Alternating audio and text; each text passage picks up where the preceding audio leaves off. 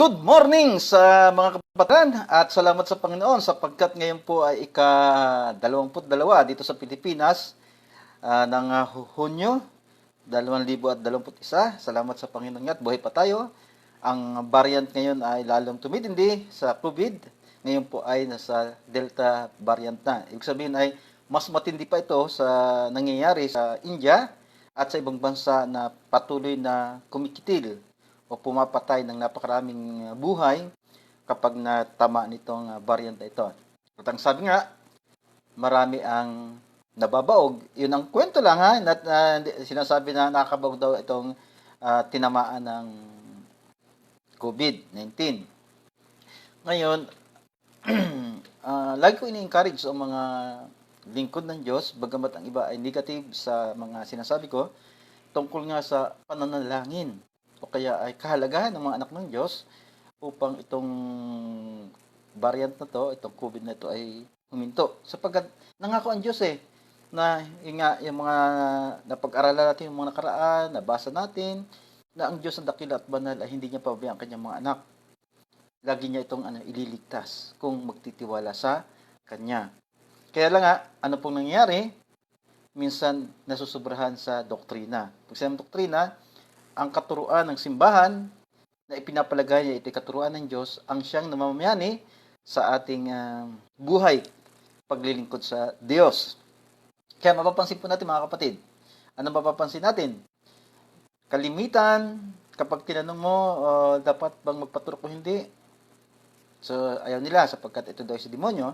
And okay lang naman kung kumalat sapagkat may pangakong raw ang Diyos, yan, salitang may pangako raw, na hindi sila pababayaan ng Diyos sapagkat ligtas na sila. So, ganun po ang nangyayari. Kaya, hindi po nakiging maganda ang resulta ng pagiging Kristyanismo. Hanggang ngayon po, sabi nga ay 4 na raang o higit ng 500 taon na ang Kristyanismo sa Pilipinas, pero ang kalimitan na namamahala ay hindi na bago ang pagiging corrupt.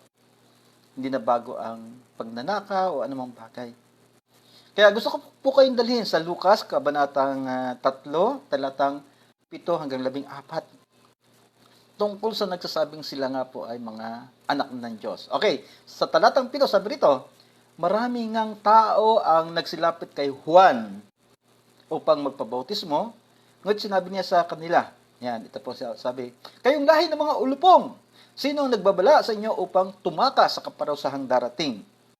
So, akala ko po nung una, ang pagkakasabi lang lahi ng ulupong ay doon sa mga may katungkulan sa simbahan.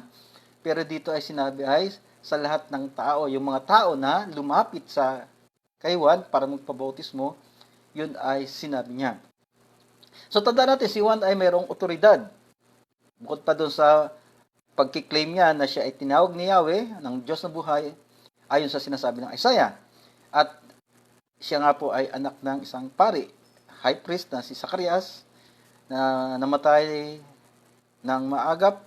Ibig sabihin ay namatay sa katandaan, pero maagap, gawa nga po si Juan ay ipinanganak na, I think, sabihin natin, nasa 70 sila noon, o ganoon, basta senior citizen. Kaya nung lumaki si Juan, talagang namatay ng kanyang mga magulang. Kaya alam ng mga tao ang kanyang otoridad, ang kanyang pinanggalingan. Kaya ito po, sabi pa ni Juan, yan, sino ang nagbabala sa inyo upang tumakas sa kaparusahang darating? Kaya kahit nasabi nilang, ako'y anak ni Abraham, dahil nung una, pinangakuan ng Diyos ang magiging mga anak ni Abraham. Bagamat kay Isaac, ang pangako ng Diyos ay natupad doon sa tinatawag na pagkakaroon ng dakilang bansa, mga ganon. Pero kay Abraham, ang pangako ay, ayon sa chapter 12, verse 1, ang ating natin sa, I think, doon sa chapter 12 ng Genesis pala, sinabihan na ang magpapala sa iyo ay pagpapalain ko rin. Kaya yung mga anak ni Abraham, maging ang mga sila, itong mga taga-Arabo, si Ishmael, ay pinagpala ni Yahweh. Kaya lang, itong mga Israelita na dumating ang panahon na umunlad sila, nangyari, pinagmalaki nila na sila anak ng Diyos, gawa nga kay Abraham. Okay, tingnan natin chapter 12 ng Genesis. Sabi rito, sinabi ni Yahweh kay Abram pa noon, hindi pa Abraham, lisanin mo ang iyong bayan, ang tahanan ng iyong ama at mga kamag-anak, at pumunta ka sa bayang ituturo ko sa iyo, pararamihin ko ang iyong mga anak at apo, at gagawin ko silang isang malaking bansa. Pagpapalain kita at gagawin kong dakila ang iyong pangalan at ikaw ang magiging pagpapala sa marami. Ang sa iyo'y magpapala ay aking pagpapalain at ang sa iyo'y sumumpa ay aking susumpain. Sa pamamagitan mo lahat ng mga bansa sa daigdig ay aking pagpapalain. Kaya ito ay laging binabasa ng mga kaapu-apuhan ni Abraham. Kaya lang, ang nakalimutan nila yung nagbibigay pagpapala. Na pagpapalain ko ang sino man. Yung pagpapalain ko yung ko. Sino yung ko? Walang iba yung Diyos na buhay. Ngayon, ang nangyari, ipinagmamalaki na mayroon silang Diyos na buhay dahil kay Abraham. At may pagpapala sila. Pero anong sabi nito? Kayo lahay ng mga ulupong, mga hipokrito. Minsan daw po yung viper, pag papatayin, ay nagpapatay-patayan. Yan. Tuso. Sabi nga, yan, ganyan. Isa sa mga katangian na itong ahas, ulupong. Ngayon, kapag malapit na, saka manunuklaw. So, ganun, itong mga taong ito na nagsasabi, anak sila ni Abraham, kaya kapag tinignan natin ang history, ano pong nangyari? So, sa history, sila raw ay mga mandarahayang tao. Katulad nga ni Abraham, dinaya niya yung hari sa Ehipto. Sumunod, si Isaac, dinaya niya yung hari ng Gerar yata yun. Tapos, sino pa? Si Isaac, saka si Jacob, dinaya niya. At yung mga anak niya, nandaya din. Kaya, pasalin-salin, ganun kasinungaling nga ang mga naging lahi ni Abraham. Pero ang pangako ng Diyos ay pangako. Kaya ano sabi ni John, sabi dito ni Juan, sa talatang 8, ipakita ninyo sa pamagitan ng gawa na nagsisisi na kayo. At huwag ninyong idahilan na mga anak kayo ni Abraham. Sinasabi ko sa inyo, mula sa mga batong ito ay makakalikha ang Diyos ng mga tunay na anak ni Abraham. Ngayon pa, may nakahanda na ang palakol sa ugat ng mga punong kahoy. Ang bawat punong hindi mabuti ang bunga ay puputulin at itatapon sa apoy. So, ibig sabihin, hindi credential na sabing ako ay anak ni Abraham. Ngayon, i-relate natin sa panahon ngayon. Sinasabing ako ay born again, tinanggap po si Kristo, kaya ako ay ligtas na. So, hindi po. At ganoon din yung mga ibang mga religious belief. Pumasok ka rito, ligtas ka na. Hindi po ba? At yung iba, magbigay ka ng mga indulhensya sa Diyos na tinatawag, maliligtas ang kaluluwa mo. So, yun po ang ipinamulat sa atin. Isiniksik sa atin na ang kaligtasan ay tanggapin mo si Jesus. Hindi ko sinabing mali yun. Bilang paano tagapagligtas, magsisikap, Ama, Panginoon, patawarin mo po ako sa aking kasalanan. Ligtas ka na. So, hindi po yun. Kundi ipakita sa iyong mga gawa, sa inyong mga gawa, sa aking gawa, kung tama ba ang kaligtasan buhat sa Diyos na aking sinasamba. So, yun na po ang napakaganda. Kaya ito po ang itinutuwid. At ganoon din sa atin. Dahil habang tumatagal ang simbahan, o kaya ang tinatawag na paniniwala, ang Kristyanismo, hindi nakukurap ang Biblia, nakukurap ang nagtuturo. Yan po ang realidad. Okay, sa talatang 10, ito po, sabi rito, tinanong siya ng mga tao. Okay, tao ng mga tao, hindi ng mga ano. Kung gayon, ano po ang dapat naming gawin? Kung yun ay hindi kaligtasan na, okay, kinilala ko si Kristo bilang tagapagligtas, tapos na. Ano po ba ang dapat kong gawin? Dahil ang sinasabihan dito ni Juan ay mga kumikilala sa totoong Diyos na buhay. Monotheism ang tawag sa kanilang pagsamba kay Yahweh. Iisa ang kanilang sinasamba. Ano sabi ni Juan? Sumagot siya sa kanila, kung mayroon kang 2 balabal, ibigay mo ang isa sa wala, ganyan din ang gawin ng may pagkain. Sumamigay. Huwag po yung mga kwento-kwento na, anak, mapapanis na itong ating pagkain, ibigay na natin sa ating kapitbahay. So, hindi po ganun. Kundi, huwag naman ganun na, minsan nga, yun ang nangyari sa mga pastor na, anak, ito, ibigay mo na yung sapatos na ito, may bago na tayong sapatos. So, mga pinaglumaan, hindi ko sinabing masama yun, ha? Hindi ko po sinabi. Pero, huwag naman po ganun, kundi, ito ay buhat sa pusong binago ng Panginoon. Sapagkat sabi ng Panginoon, babaguhin niyang ating puso. Kaya hindi, yung mapapanis na, kaya dapat ibigay. O ito, nasunog na ng plancha, ibigay mo na lang kay pastor, o kaya dito.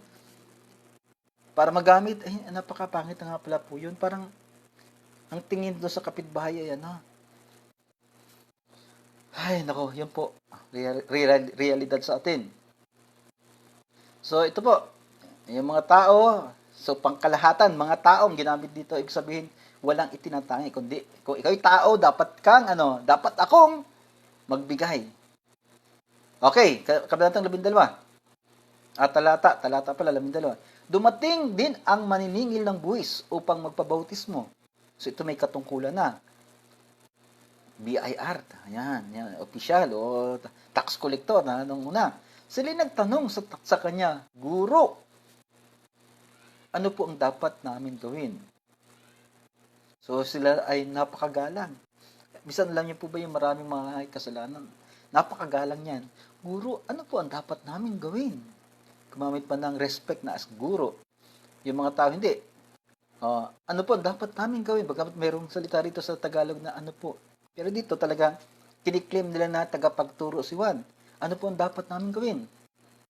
Anong sabi ni Juan? Huwag kayong sumingil. Talatang 13. Nang higit sa dapat singilin. Tugon niya. So alam niyo po ba, napakarami nating bilyonaryo. Pero magtataka tayo, ang sabi nga, napakahusay magbayad ng buwis, ay yung pang hindi nasa top 10 na billionaire. Nasaan yung mga nasa top 10? Bakit ganun? So, yun po ang katanungan. Kaya, dapat ay masingil sila, pero ang sabi nga ay nababayaran. Halimbawa, 10 bilyon ang babayaran nitong taong ito. So, para hindi masingil siya 10 bilyon, ibigay na lang niya ng 1 bilyon as suhol doon sa naniningil sa kanya, o kaya doon sa mga accountant niya, na pababain yung kanyang tinatawag na babayarang buwis. So, yan pong realidad.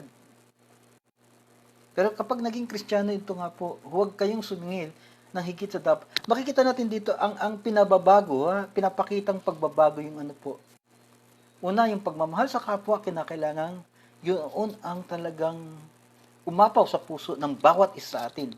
Hindi sinabi ritong mayroong distinction, hindi po lahat.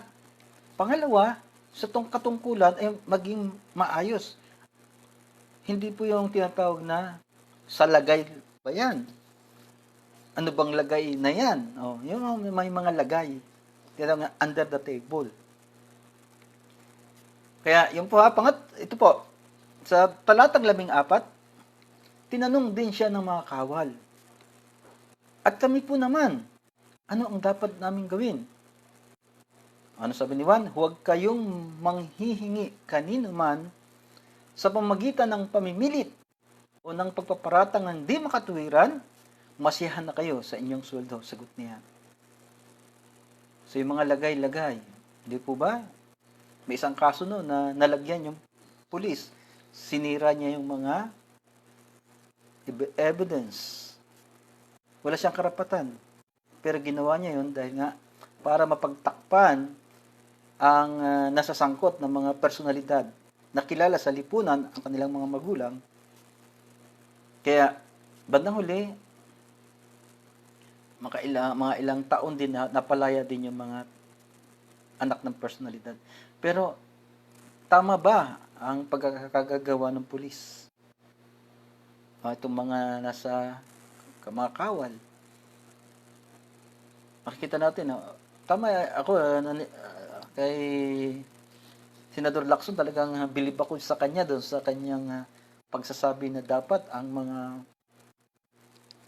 itong mga kawal o mga pulis ay maliliit ang baywang.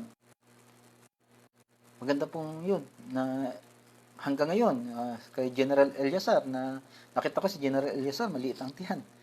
Ibig sabihin nun, ano po, kakaunti ang nilalaman sa tiyan. At kapag malaki na ang tiyan, ano pong ibig sabihin? Yun po, kaya nga, huwag kayong manghihingi kanino man, baka sa kakahihingi, kain ang kain. At namimilit pa, nagpaparatang din ng makatuwiran. Kundi masihan na kayo sa inyong sweldo. Sagot niya. Kaya anong ginawa ng ating presidente? Pinalaki ng sweldo, pero ang iba talaga, hindi makontento. Bakit po? May A daw, may B, may C, may D, may E na ba, mga misis ba yun? Hindi ko alam yan baka ano lang yun, mga kwentong barbero. Pasensya kayo mga kawal pero ang sabi dito yan huwag naman ganun, kundi maging maayos sa inyong katungkulan. Kaya ito po mga kapatid, ang tamang sinasabing nakilala ang Panginoon as personal Savior. So ito po ang nagpapakita ng hindi na, sabi rito, makakarating o makakapunta sa kapahamakan. May katiyakan ng kaligtasan. Pero once na wala nito at sinabing ligtas na ako, kinilala ko si Jesucristo, pero siya ay protector ng weteng, protector ng droga, protector ng mga protector. Ginagamit lang niya ang relihiyon o ang kaniyang denomination o ang pagiging born again upang pagtakpan ang kasinungalingan at kasalanan. Kaya tayo manalangin. Panginoong Jesus, pagpalain po ang iyong mga anak, samahan, ikaw ang manguna, ikaw ang mataas. Baguhin mo ang aming mga pananaw sa buhay. Ikaw ang nagbibigay ng bagong puso. Kaya turuan mo kami, hindi lang sila, kundi kaming lahat na magpakumbaba. Maawa ka sa amin.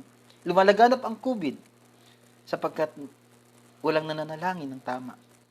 Nagmamalaki ang bawat isa, naligtas na sila, okay na sa kanila. At hindi ito totoo na makapaminsala ang COVID.